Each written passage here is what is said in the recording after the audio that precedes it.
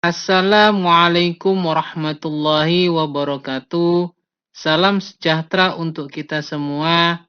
Semoga Tuhan Yang Maha Esa selalu melindungi kita dan menganugerahkan kesehatan kepada kita semua, serta semangat untuk terus belajar. Pada pertemuan kali ini, dalam mata kuliah audit internal, pokok bahasan kita adalah berkenaan dengan pengumpulan dan pendokumentasian bukti audit internal.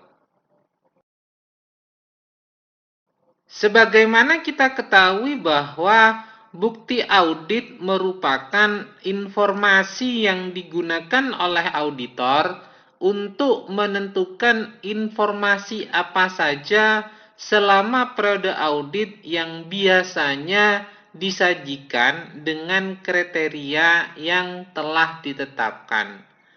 Bukti audit ini dapat diperoleh dengan beberapa cara, yaitu dengan melakukan pemeriksaan, pengamatan, permintaan keterangan dari pihak yang berkepentingan, dan konfirmasi atas laporan yang sebelumnya diserahkan kepada auditor. Untuk memahami bukti audit internal dalam hal pengumpulan dan pendokumentasiannya, maka kita harus melakukan review terlebih dahulu terhadap penugasan audit, di mana agar kita mengetahui posisi sebenarnya bukti audit internal ini ada di mana dalam penugasan audit tersebut. Dalam penugasan audit terbagi menjadi dua, yaitu perencanaan audit dan pelaksanaan audit. Dalam perencanaan audit ini terdiri dari yang pertama adalah penentuan tujuan dan luasan audit, yang kedua memahami auditi, yang ketiga melakukan identifikasi dan asesmen terhadap risiko, yang keempat identifikasi aktivitas pengendalian, yang kelima melakukan evaluasi kecukupan pengendalian, yang keenam membuat rencana pengujian, yang ketujuh mengembangkan program audit, dan yang kedelapan alokasi sumber daya untuk penugasan audit internal tersebut. Sedangkan dalam tahapan pelaksanaan audit ini ada beberapa tahapan yang harus dilakukan, yaitu yang pertama adalah melakukan observasi, yang kedua mengumpulkan bukti audit, yang ketiga menguji bukti audit, yang keempat menyimpulkan hasil audit, dan yang kelima adalah merumuskan rekomendasi dan laporan. Sehingga pembahasan pada saat ini berkenaan dengan pengumpulan dan pendokumentasian bukti audit internal ini ada pada tahapan pelaksanaan audit, yaitu mengumpulkan bukti dan menguji bukti audit tersebut. Masalah utama dalam pengambilan keputusan atas bukti audit ini ada dua hal yang perlu dilakukan pendalaman, yaitu yang pertama adalah berkenaan dengan penentuan jenis bukti auditnya dan jumlah bukti audit yang dianggap memadai untuk mengambil kesimpulan. Sehingga kita sebagai auditor akan dihadapkan pada permasalahan dalam pengambilan keputusan tersebut yang berkenaan dengan bukti audit dalam penentuan jumlah bukti audit dan jenis audit, di mana jenis dan bukti audit tersebut itu harus memadai dalam pengambilan sebuah keputusan. Keputusan auditor dalam pengumpulan bukti audit ini dapat dibagi dalam 4 kelompok bagian, yaitu yang pertama adalah prosedur audit apa yang akan digunakan. Sehingga dengan kita memahami prosedur audit yang akan digunakan, maka kita dapat menentukan jenis dan jumlah bukti audit yang dibutuhkan. Dan yang kedua adalah berapa jumlah sampel yang akan diuji dengan prosedur tersebut. Dan yang ketiga adalah item mana yang akan dipilih sebagai sampel dari satuan populasi pada saat kita melakukan audit. Dan yang keempat adalah kapan akan melakukan prosedur audit tersebut. Sehingga dengan adanya 4 pertanyaan tersebut, kita dapat menentukan jenis dan jumlah bukti audit yang dianggap memadai dalam pengambilan kesimpulan pada saat pelaksanaan audit tersebut. Sehingga kalau kita simpulkan bahwa dalam proses pengumpulan bukti audit, auditor melakukan 4 pengambilan keputusan yang saling berkaitan, yaitu yang pertama adalah penentuan prosedur audit yang akan digunakan, yang kedua adalah penentuan besarnya sampel untuk prosedur audit tertentu, yang ketiga penentuan unsur tertentu yang harus dipilih dari populasi, dan yang keempat adalah penentuan waktu yang cocok untuk melaksanakan prosedur audit tersebut. Sehingga keputusan auditor tersebut tentunya berhubungan dengan bukti audit yang akan diambil oleh auditor.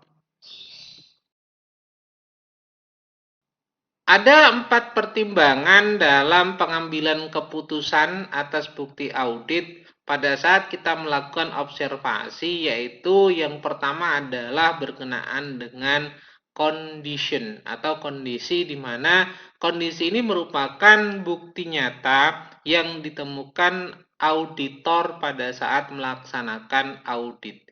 Yang kedua adalah berkaitan dengan kriteria, di mana kriteria ini merupakan standar atau harapan yang digunakan sebagai acuan dalam melakukan evaluasi.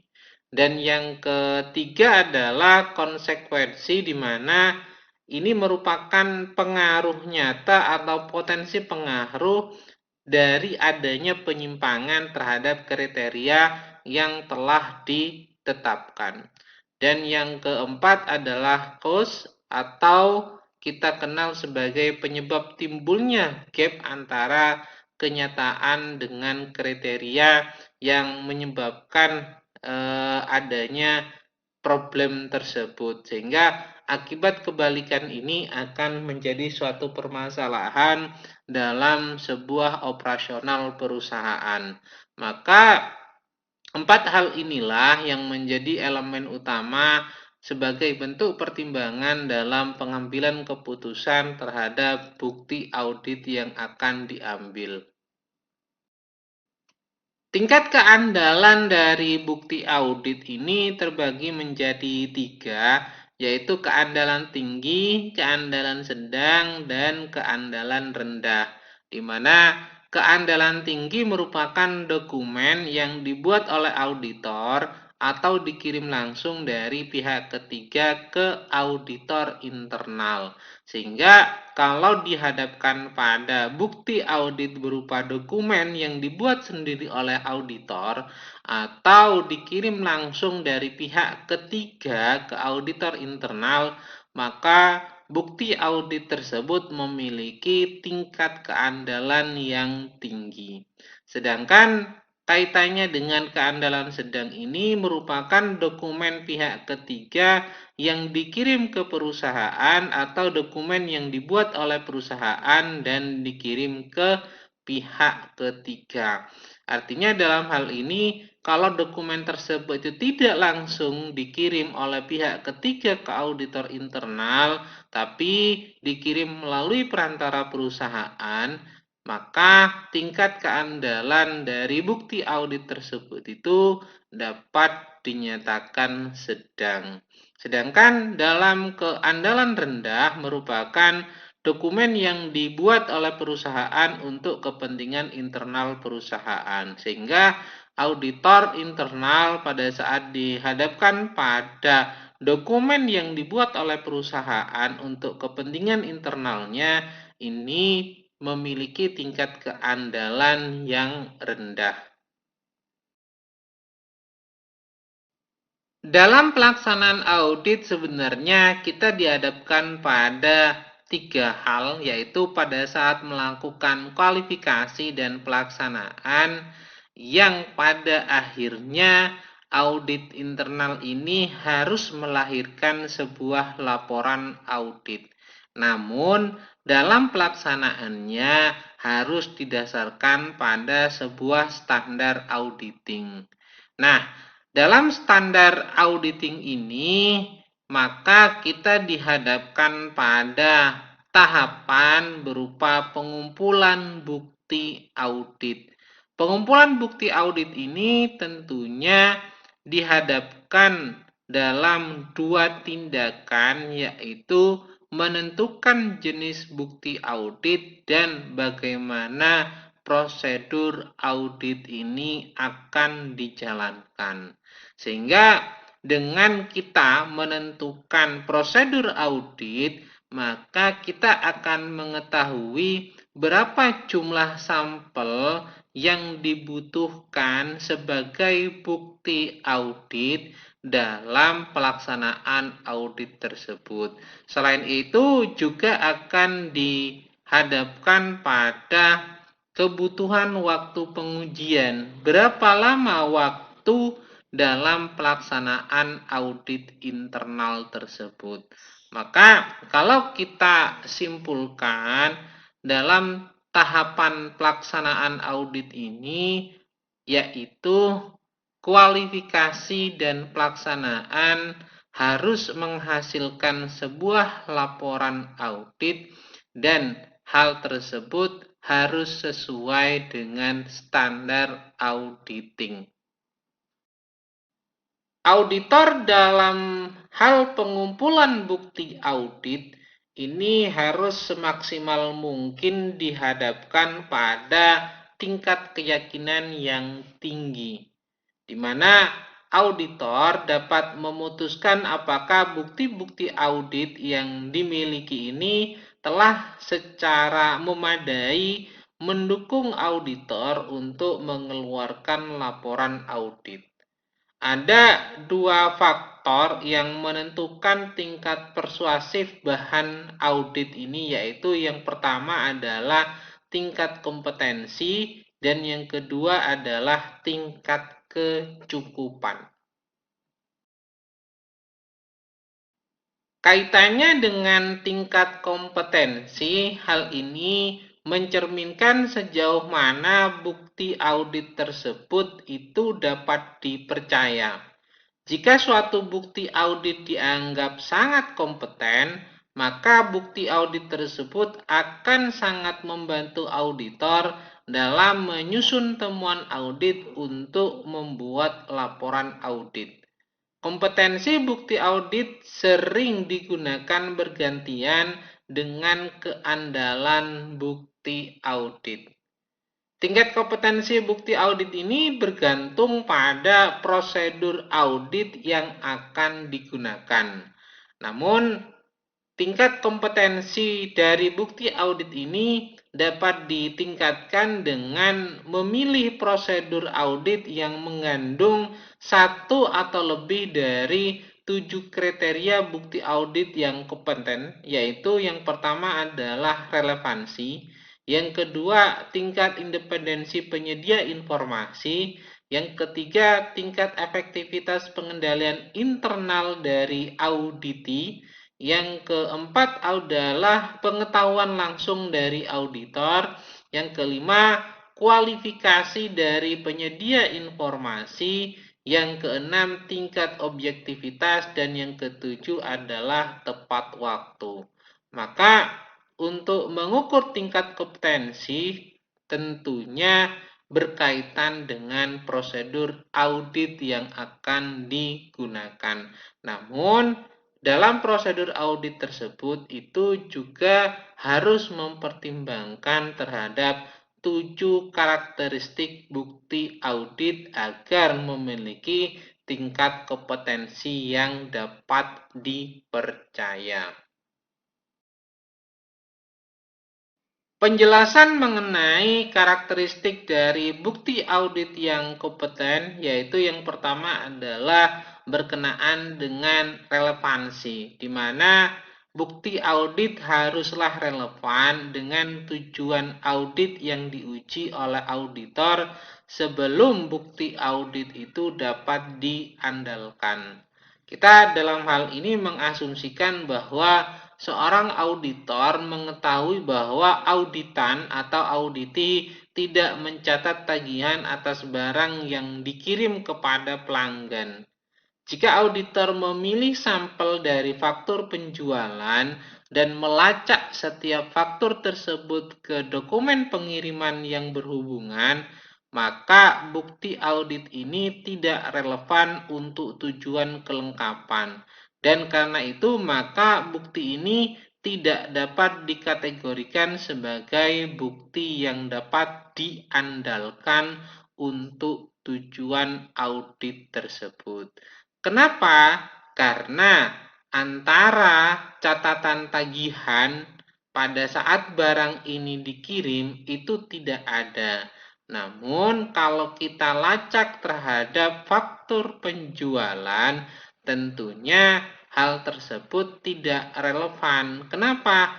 Karena tidak ada catatan yang dibuat oleh perusahaan, sehingga dimungkinkan apakah faktur penjualan tersebut walaupun seumpama ada, tentunya berdampak terhadap omset yang tercatat dalam laporan keuangan tersebut. Karakteristik yang kedua yaitu berkaitan dengan tingkat independensi penyedia informasi. Hal ini di mana bukti audit yang diperoleh dari sumber di luar organisasi adalah lebih dapat diandalkan daripada bukti audit yang diperoleh dari dalam organisasi. Bukti eksternal seperti rekening koran dari bank lebih dapat diandalkan daripada jawaban yang diperoleh pada saat wawancara terhadap auditi. Karakteristik bukti audit kompeten yang ketiga yaitu adalah tingkat efektivitas pengendalian internal dari pihak auditi. Di mana dalam hal ini ketika pengendalian internal auditan efektif, maka bukti audit yang diperoleh adalah lebih dapat diandalkan daripada bukti audit yang dihasilkan dari pengendalian intern yang lemah.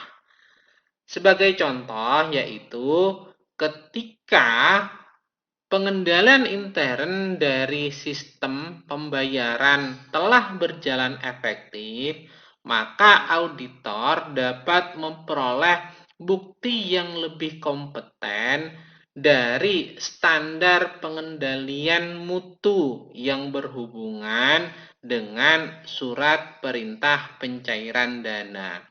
Namun apabila ternyata pengendalian intern dari pihak auditi ini tidak memadai, maka standar pengendalian mutu yang berhubungan dengan surat perintah pencairan dana yang telah diterbitkan oleh perusahaan dalam sistem ini perlu diragukan keandalannya.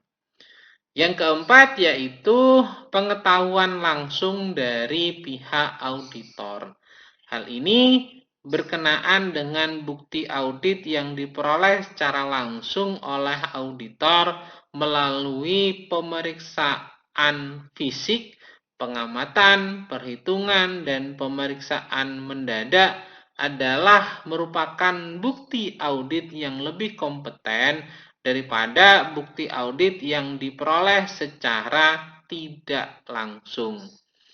Jika auditor menghitung rasio utang terhadap aset dan membandingkan dengan tahun sebelumnya, maka bukti audit ini dapat lebih diandalkan daripada auditor yang hanya bergantung pada hasil perhitungan dari manajer keuangan perusahaan. Karakteristik bukti audit yang kompeten berikutnya yang kelima adalah kualifikasi dari penyedia informasi.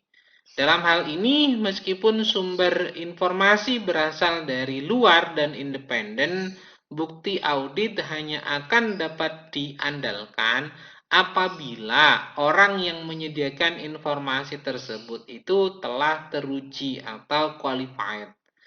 Dalam hal ini kita contohkan yaitu konfirmasi bank lebih dapat diandalkan daripada konfirmasi piutang dari orang-orang yang tidak familiar dengan dunia usaha. Karena mungkin saja orang-orang yang tidak familiar dengan dunia usaha tersebut tidak memahami apa yang dimaksud dengan piutang. Maka walaupun konfirmasi ini diperoleh dari pihak di luar perusahaan, kita tetap harus memperhatikan kualifikasi dari penyedia informasi tersebut. Karakteristik yang keenam yaitu berkaitan dengan tingkat objektivitas. Dalam hal ini, bukti audit yang objektif lebih dapat diandalkan daripada bukti audit yang membutuhkan penilaian untuk menentukan apakah itu benar atau tidak. Contoh misalnya, dalam bukti yang objektif yaitu konfirmasi piutang dan rekening koran dari bank, perhitungan fisik atas surat berharga dan kas, serta melakukan penjumlahan atas daftar hutang untuk menentukan apakah jumlahnya telah sesuai dengan yang dilaporkan dalam buku besar. Contoh dari bukti audit yang subjektif adalah pengamatan atas keusangan persediaan selama perhitungan fisik dan wawancara dengan manajer kredit tentang kolektibilitas dari piutang jangka panjang. Sehingga tingkat objektivitas ini yang sangat diperhitungkan dalam bukti audit. Karakteristik yang terakhir yang ketujuh berkenaan dengan bukti audit yang kompeten adalah tepat waktu, di mana ketepatan waktu dari bukti audit mengacu kepada waktu ketika bukti audit itu dikumpulkan atau periode laporan yang diperiksa.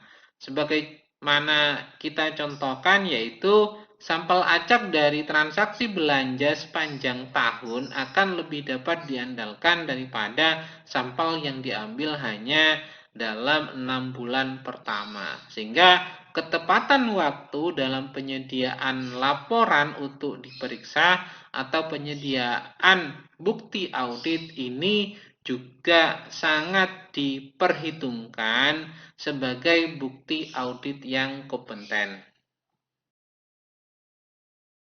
Selain itu, ada beberapa faktor-faktor yang berhubungan dengan keandalan bukti audit, di mana bukti audit ini haruslah andal dan terpercaya. Apa saja faktor-faktor tersebut? Yaitu yang pertama adalah berkenaan dengan independensi dari sumber informasi, yang kedua bukti didapat secara langsung oleh auditor, yang ketiga kontrol internal lebih dari informasi internal, yang keempat dokumen-dokumen yang tertulis, yang kelima dokumen asli, dan yang keenam adalah konsistensi bukti dari sumber yang berbeda. Ini faktor-faktor lain yang berkaitan dengan keandalan dari bukti audit yang harus dipenuhi pada saat pelaksanaan audit internal dijalankan. Sedangkan yang berkaitan dengan tingkat kecukupan dalam hal ini adalah tingkat kecukupan dari bukti audit diukur dari jumlah sampel yang diambil oleh auditor pada saat pelaksanaan audit. Misal, jumlah bukti audit yang diperoleh dari 100 sampel tentunya akan lebih cukup daripada bukti yang diperoleh dari 50 sampel. Ada dua faktor yang menentukan jumlah sampel yang memadai dalam audit yang perlu kita perhatikan, yaitu yang pertama adalah perkiraan auditor akan terjadinya salah saji, dan yang kedua adalah berkenaan dengan efektivitas dari pengendalian internal dari audit tersebut.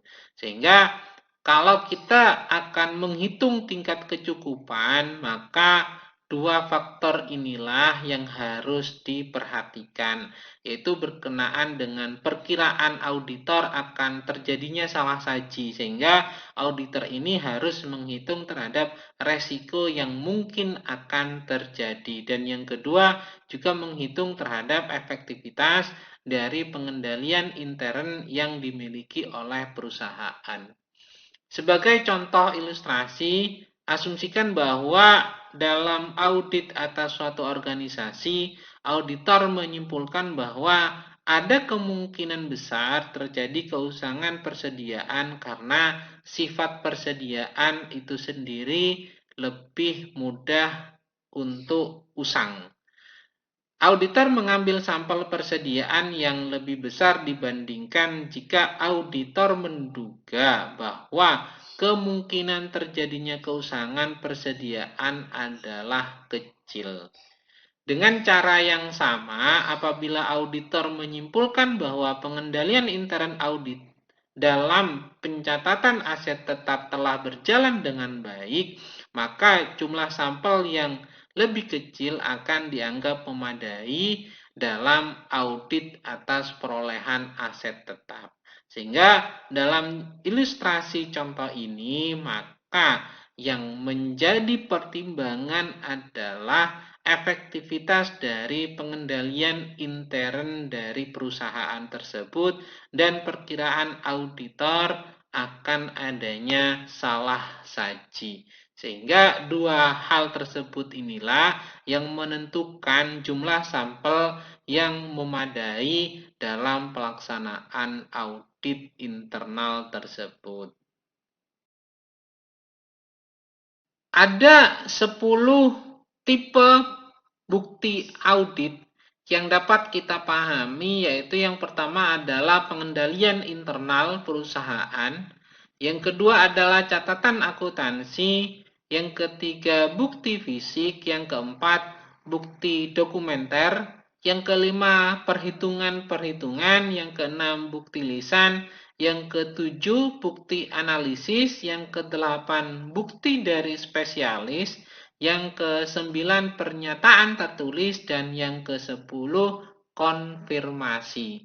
Itu merupakan bukti audit dalam tipe yang ditetapkan oleh McWalter B. Larsen pada tahun 1977. Nah, karena tadi disampaikan bahwa dalam penentuan bukti audit ini juga harus mempertimbangkan terhadap prosedur audit yang akan dilakukan oleh auditor, maka kita harus memahami terlebih dahulu apa prosedur audit itu. Prosedur audit ini merupakan tindakan-tindakan yang dilakukan atau metode-metode dan teknik-teknik yang dilakukan oleh auditor untuk memperoleh bukti audit. Prosedur audit yang dapat digunakan oleh auditor untuk menghasilkan bukti audit yang kompeten dan dapat dipercaya, yaitu yang pertama dapat melakukan inspeksi, yang kedua dapat melakukan observasi, yang ketiga melakukan konfirmasi, yang keempat dapat melakukan wawancara, yang kelima dapat melakukan perbandingan, yang keenam dapat melakukan pengkajian ulang, yang ketujuh dapat melakukan penilaian, yang kedelapan dapat melakukan verifikasi, yang kesembilan dapat melakukan penelusuran, Yang ke-10 dapat melakukan pembuktian, yang ke-11 dapat melakukan kalkulasi kembali, yang ke-12 melakukan analisis, ke-13 melakukan rekonsiliasi, ke-14 melakukan penjajakan, yang ke-15 melakukan perhitungan, dan yang ke-16 melakukan pengujian. Itu beberapa prosedur audit yang dapat digunakan untuk memperoleh bukti audit yang kompeten dan dapat dipercaya. Nah, pertanyaannya sekarang, apakah 16 prosedur audit tersebut itu harus dilakukan secara keseluruhan? Tentu jawabannya adalah kalau bisa dilakukan semuanya, maka akan memudahkan untuk menentukan bukti audit yang dibutuhkan. Tapi kalau tidak bisa dilakukan secara keseluruhan, sebagian dari prosedur audit tersebut itu harus dilakukan oleh pihak auditor sehingga akan berpengaruh terhadap bukti audit yang dibutuhkan oleh auditor dalam memberikan keputusan atau analisis pada saat laporan audit dibuat. Kaitannya dengan semua prosedur audit yang dilakukan dan temuan-temuan pemeriksaan harus didokumentasikan dalam kertas kerja. Kertas kerja ini merupakan kertas kerja pemeriksaan berupa semua berkas-berkas yang dikumpulkan oleh auditor dalam menjalankan pemeriksaan yang berasal dari pihak perusahaan, analisa yang dibuat oleh auditor, dan dari pihak ketiga. Sehingga pada saat melakukan prosedur audit, tentunya semua hal yang berhubungan dengan pelaksanaan audit tersebut itu harus didokumentasikan dalam kertas kerja pemeriksaan. Kaitannya dengan bahasan mengenai bukti audit, tentunya kita juga harus memahami dengan audit sampling. Apa itu audit sampling? Audit sampling atau sampling audit merupakan penerapan dari prosedur audit terhadap kurang dari 100% unsur dalam suatu saldo akun atau kelompok transaksi dengan tujuan untuk menilai beberapa karakteristik saldo akun atau kelompok transaksi. Dan itu semua berhubungan dengan bukti audit. Tahapan yang perlu dilakukan dalam audit sampling ini adalah yang pertama, memutuskan prosedur pengujian yang dipilih terlebih dahulu. Setelah memutuskan terhadap prosedur pengujian yang akan dilakukan, maka tahapan selanjutnya adalah menentukan jumlah item yang tepat sebagai sampel dari sebuah populasi. Ketika itu sudah dilakukan, maka tahapan berikutnya adalah menentukan bagian populasi yang dipilih sebagai tahapan dalam pelaksanaan audit sampling untuk menentukan bukti audit. Nah, setelah itu yaitu melakukan pemilihan sampel dengan maksud untuk memperoleh sampel yang representatif. Apa itu sampel yang representatif? Sampel yang representatif ini merupakan sampel yang memiliki karakteristik yang sama dengan karakteristik populasi.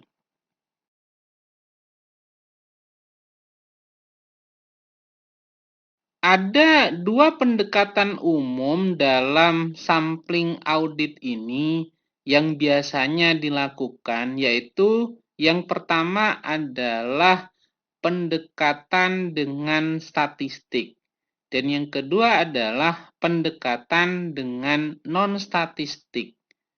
Kedua pendekatan tersebut ini mengharuskan auditor untuk menggunakan pertimbangan profesionalitasnya dalam perencanaan, pelaksanaan, dan penilaian sampel, serta dalam menghubungkan bukti audit yang dihasilkan dari sampel dengan bukti audit lain dalam penarikan kesimpulan atas saldo akun kelompok transaksi yang berkaitan. Dan juga kedua pendekatan sampling audit tersebut jika diterapkan dengan semestinya dapat menghasilkan bukti audit yang cukup.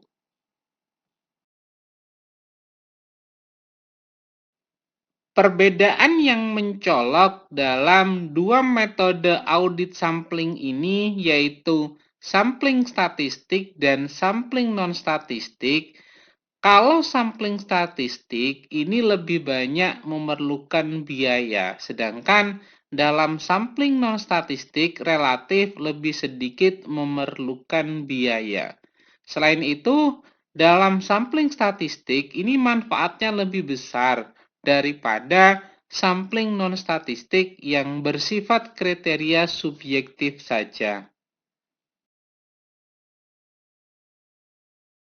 Dalam sampling statistik, ini memungkinkan auditor untuk mengukur resiko pengambilan sampel, yaitu resiko bahwa suatu sampel tidak mencerminkan populasi. Oleh karena itu, untuk mengukur risiko terhadap sampling statistik, maka pemilihan dilakukan secara acak. Artinya, sampel yang dipilih itu harus dilakukan secara acak agar meminimalisir terhadap resiko di mana sampel tersebut tidak mencerminkan terhadap populasi. Ada dua macam dalam teknik pengambilan sampling statistik, yaitu yang pertama adalah atribut sampling dan yang kedua variabel sampling. Apa itu atribut sampling? Atribut sampling merupakan teknik yang digunakan dalam pengujian pengendalian internal perusahaan. Kegunaannya adalah untuk memperkirakan adanya tingkat deviasi atau tingkat penyimpangan dari pengendalian internal tersebut yang ditentukan dalam jumlah populasi tertentu. Sedangkan variabel sampling ini merupakan teknik yang digunakan dalam pengujian substantif, di mana kegunaannya adalah untuk memperkirakan jumlah rupiah total dari populasi atau jumlah rupiah kesalahan dalam populasi tertentu.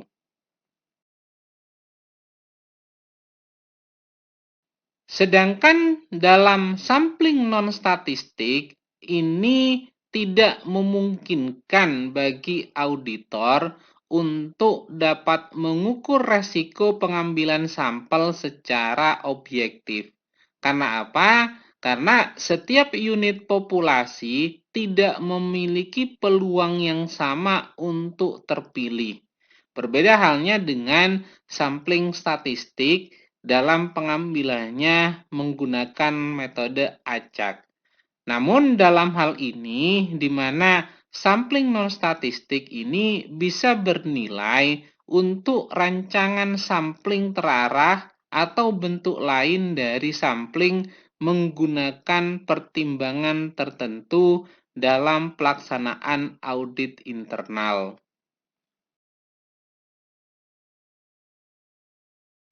Dalam sampling non-statistik, seorang auditor tidak menghitung besarnya sampling risk atau risiko terhadap sampel yang diambil.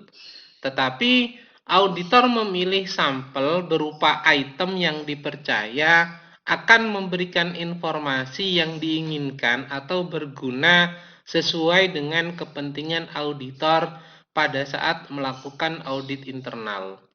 Biasanya sampling non-statistik ini seringkali menggunakan non-probability sample selection. Karena apa?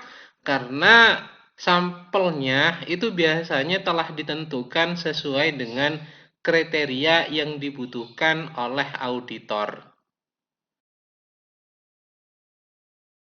Ada beberapa cara yang dapat dilakukan atau digunakan dalam pemilihan sampel, yaitu yang pertama adalah random atau judgment sampling, di mana cara ini yaitu pemilihan sampel dilakukan secara random dengan menggunakan judgment dari auditor. Kelemahan menggunakan cara ini yaitu sangat tergantung dengan judgement dari auditor. Jika auditor kurang berpengalaman, tentunya sampel yang dipilih akan kurang representatif. Sedangkan kelebihannya, semakin banyak pengalaman yang dimiliki oleh auditor, tentunya akan semakin baik hasil sampel yang dipilih. Caranya yaitu dengan menentukan jumlah tertentu dari suatu transaksi menggunakan random sampling table. Bisa dilakukan secara manual atau melalui komputer.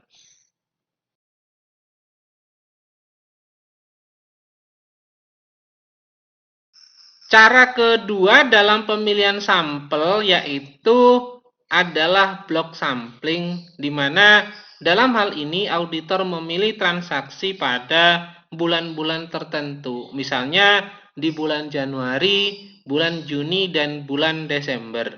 Dalam hal ini auditor tidak memiliki yang namanya indikator atau ketentuan khusus kenapa memilih transaksi pada bulan-bulan tersebut.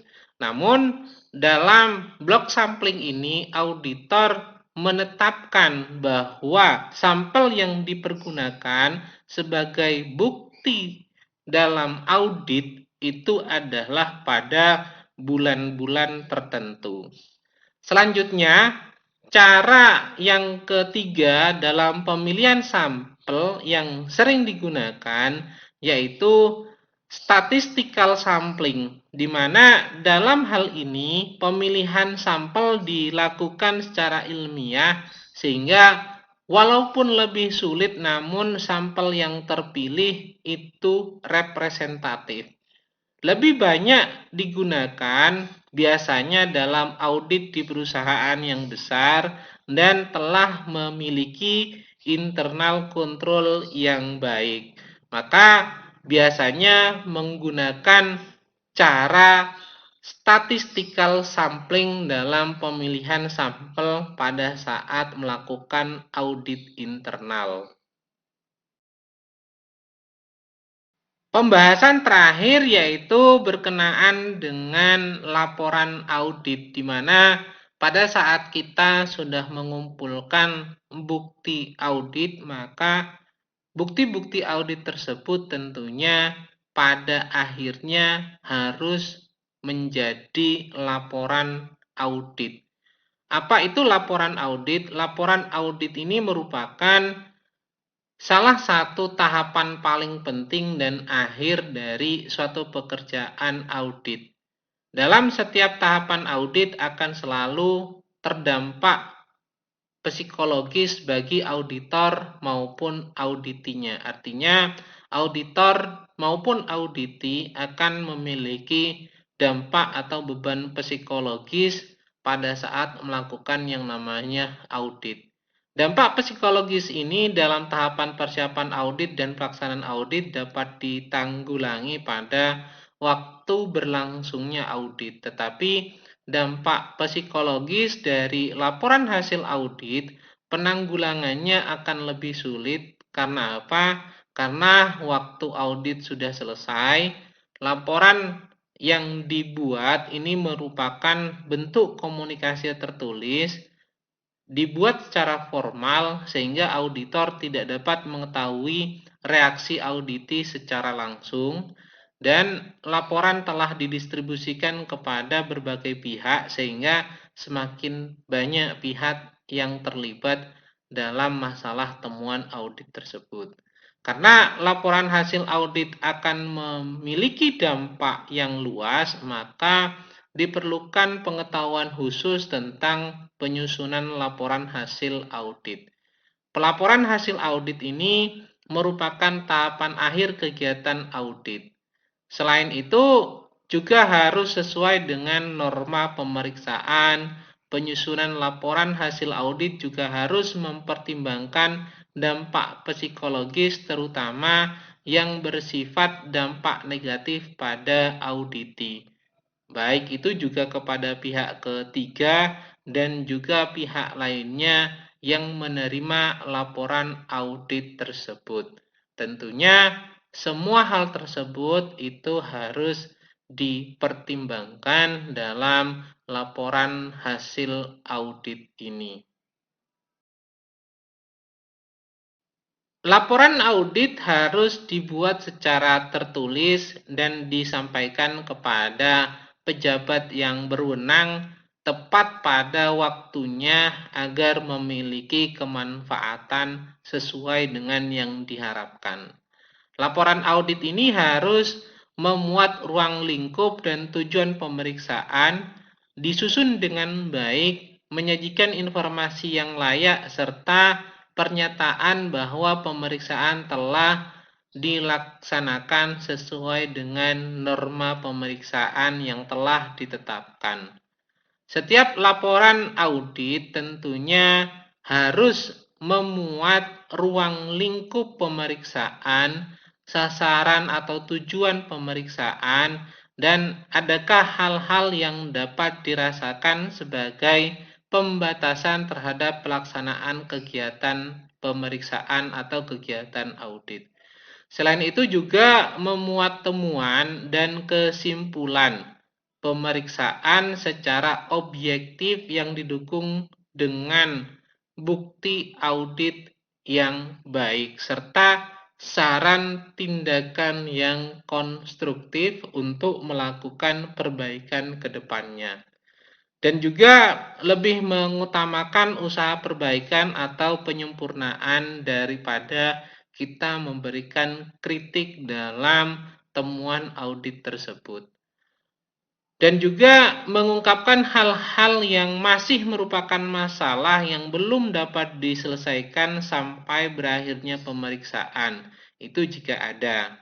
Juga mengemukakan mengenai pengakuan atas suatu prestasi atau suatu tindakan perbaikan sehingga dapat diterapkan di bagian yang lainnya. Artinya kalau pada bagian tertentu telah melakukan perbaikan dan hal tersebut dapat berdampak terhadap bagian yang lain, maka hal tersebut yang merupakan prestasi dapat diungkapkan dalam laporan audit, serta mengemukakan tanggapan atau penjelasan dari pejabat objek yang diperiksa mengenai hasil audit tersebut.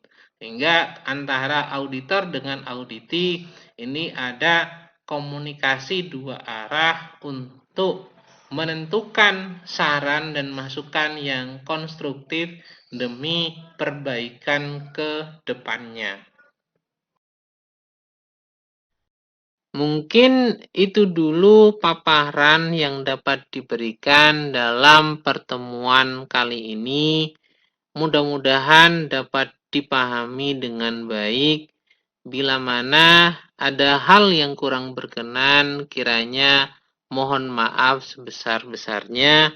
Saya akhiri. Wabillahi taufik wal hidayah. Wassalamualaikum warahmatullahi wabarakatuh. Jangan lupa untuk selalu menjalankan hidup sehat dan bersih. Semoga Tuhan Yang Maha Esa selalu melindungi kita sekalian. Terima kasih.